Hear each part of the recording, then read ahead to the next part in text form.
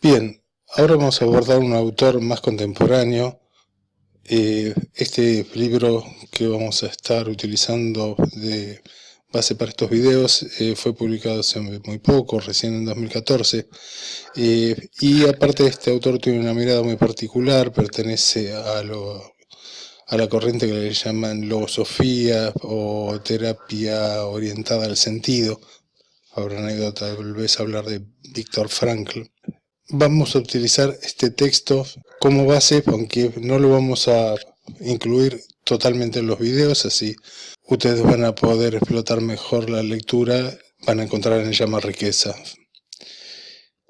Vamos a abordar el primer capítulo, el cual se llama Comprender, una forma diferente de abordar el tema.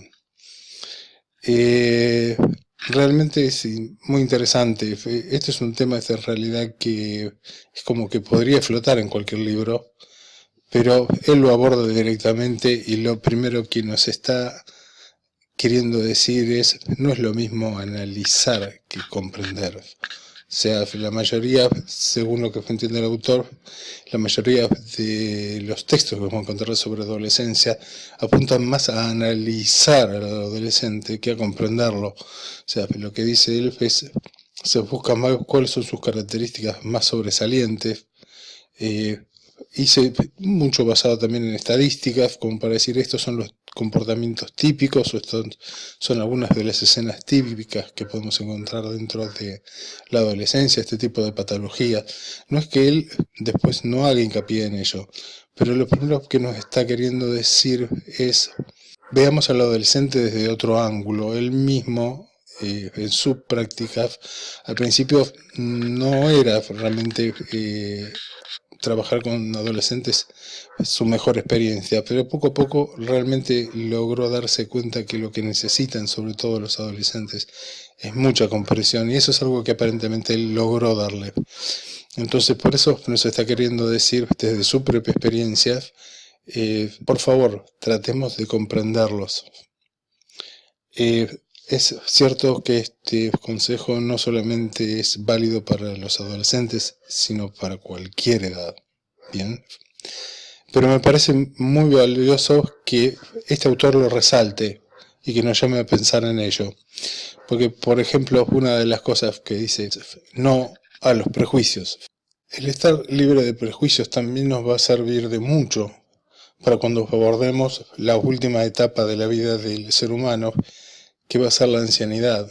La ancianidad, junto con la adolescencia, es otra etapa en la cual realmente vamos a encontrar muchos prejuicios. O sea, por ejemplo, volviendo a la adolescencia, nos vamos a encontrar típicamente con que es una edad terrible, con que tienen mal carácter, que realmente quieren hacer lo que se les da la gana, que lo que quieren hacer es independizarse.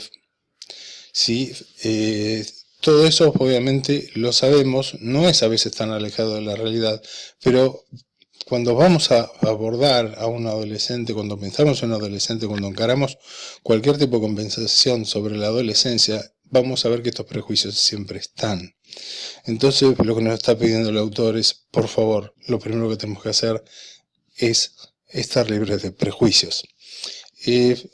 Una cosa interesante, no se olviden que la logosofía, en realidad, si bien aparece como existencial, está considerada en realidad una terapia de la corriente humanística. Si ustedes vieron a Roger, van a recordar esto que estaba dentro de sus consejos de realmente ir con la mente abierta, aceptar al cliente, ¿sí? Y sacarte de todos los prejuicios de encima. No es extraño que los encontremos nuevamente aquí.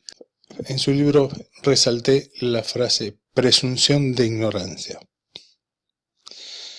Bien, a pesar de la corriente que hemos dicho a la cual pertenece este autor,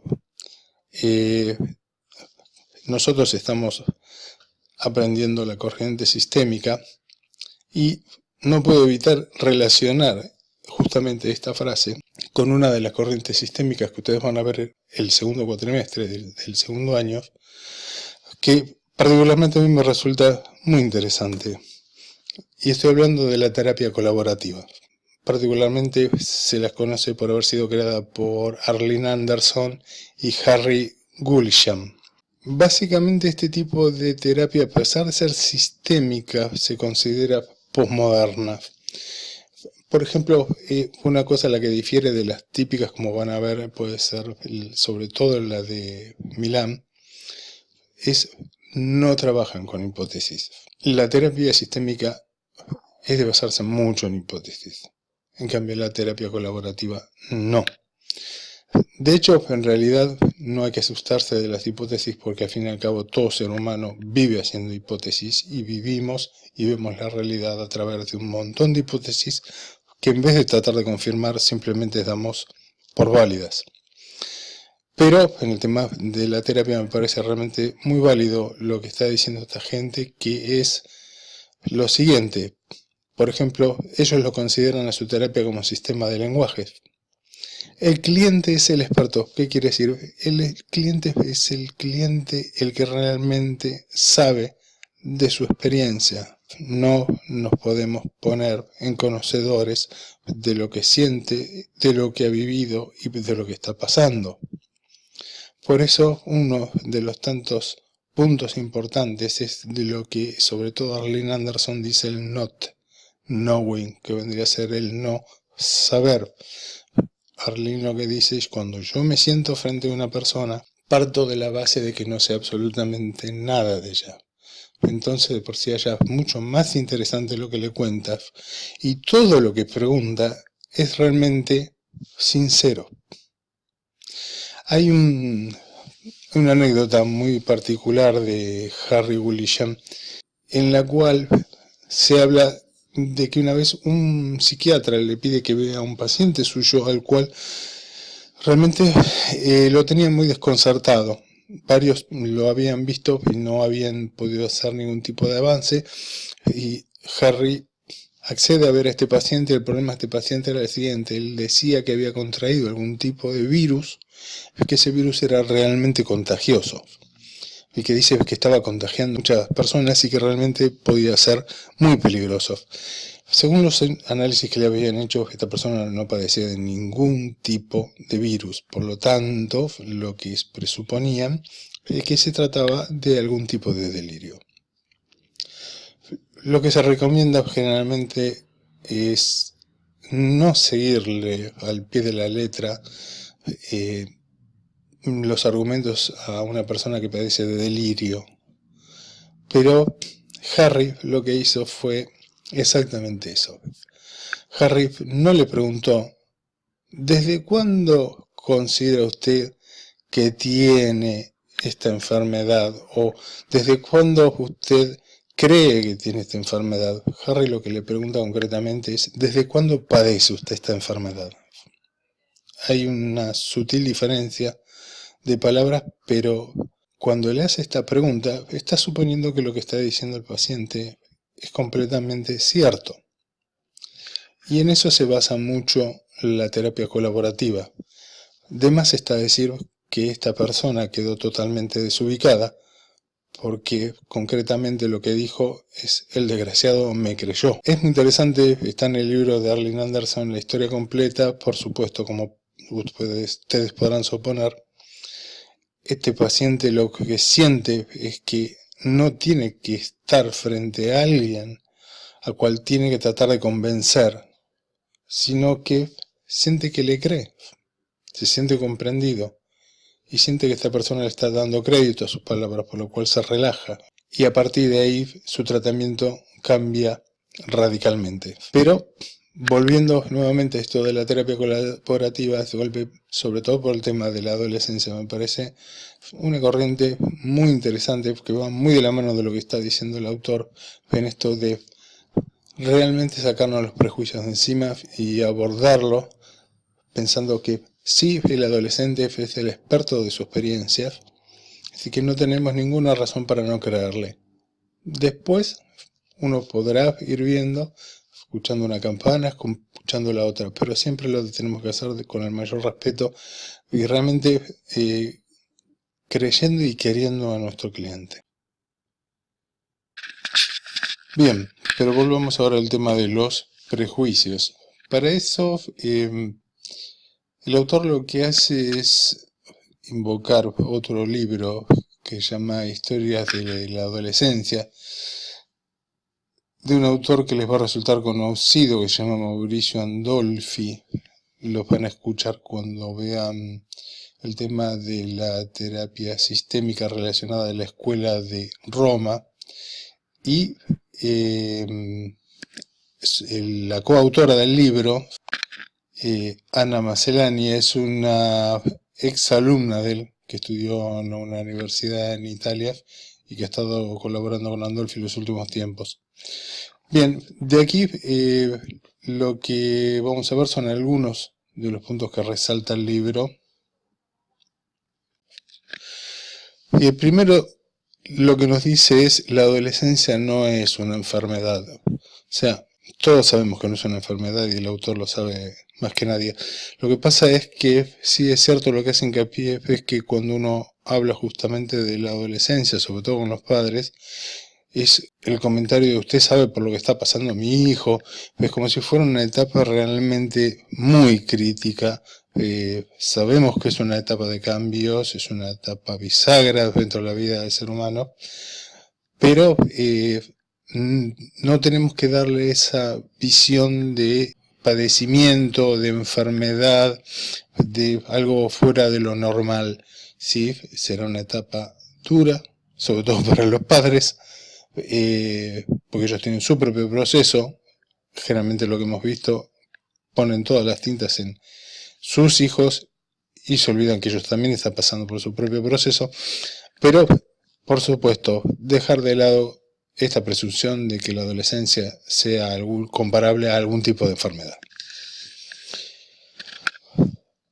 Otro tema que ya lo hemos visto cuando vimos a Verasturi, sobre todo, es el tema de la liberación, pero con pertenencia.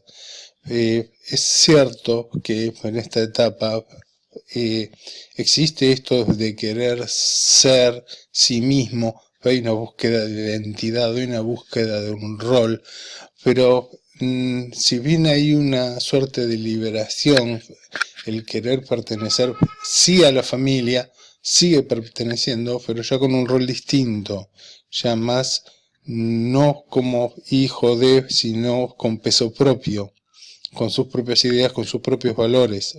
Quiere ocupar un nuevo lugar dentro de la familia. Yo creo que estamos de alguna forma también a veces muy influenciados por lo que uno ve a través de las películas, de las series de Estados Unidos, que es como que se van a vivir muy pronto lejos de la familia, incluso en otros estados, cosa que en realidad sí ocurre. Pero sobre todo, bueno, en la familia latina no tenemos este tipo de realidad, y sobre todo nuestros hijos, y cuando hemos sido hijos nosotros los adolescentes, siempre seguimos en contacto con las familias y generalmente estamos en locaciones bastante cercanas. O sea, sí hay un concepto de liberación, pero no quiere decir liberarse de la familia. Bien, esta idea ya la hemos visto también incluso con Averasturi, el tema de las contradicciones. Aquí lo dice: las señales verbales y no verbales son contradictorias. Es cierto, es muy probable que un adolescente que esté afirmando algo cuando en realidad pueda estar queriendo negarlo, y que muestre una seguridad realmente llamativa, cuando en realidad lo que tiene es un mar de dudas. Esto suele desconcertarnos, sobre todo al tema de los padres, lo de las contradicciones, no saben bien cómo manejarlo. Pero nosotros tenemos que estar bien atentos de que esto es muy probable que ocurra. Aquí Almario lo que dice es recurrir al famoso método socrático de empezar a preguntar. Simplemente cuando uno tiene dudas, él da un ejemplo, es un poco duro, pero cuando un adolescente dice: nadie me quiere, y lo que pregunta es: ¿y por qué deberían quererte? Es un arma de doble filo, por supuesto. Tal vez haya que ser más sutil, pero es la muestra de confrontarlo bien, como para que realmente salga a la luz aquello que no estamos pudiendo ver. El adolescente lleva esculpida la problemática familiar. Cierto, no nos olvidemos que detrás de todo problema, ya sea infantil o ya sea adolescente, hay una historia en la cual los padres no deben estar muy lejos. No quiere decir por esto que tenemos ni que victimizar, ni demonizar o darle la indulgencia total, ya sea ni a los padres ni a los adolescentes. Pero es harto probable que toda la problemática del adolescente pueda estar íntimamente relacionado con la problemática de la familia. No nos olvidemos que incluso hay autores de la sistémica, exactamente por ejemplo en Roma, Andolfi, sin ir más lejos, era de los que son proclives a querer estudiar la historia no solamente de la familia actual, sino de 2 generaciones atrás, pues se está comprobado que hay ciertos roles que suelen repetirse a lo largo de las generaciones. Entonces la familia no es nada más que la familia actual, sino que muchos buscan riqueza en las generaciones anteriores. Y entonces el adolescente, no se olviden, nunca está lejos de lo que le está pasando a la familia.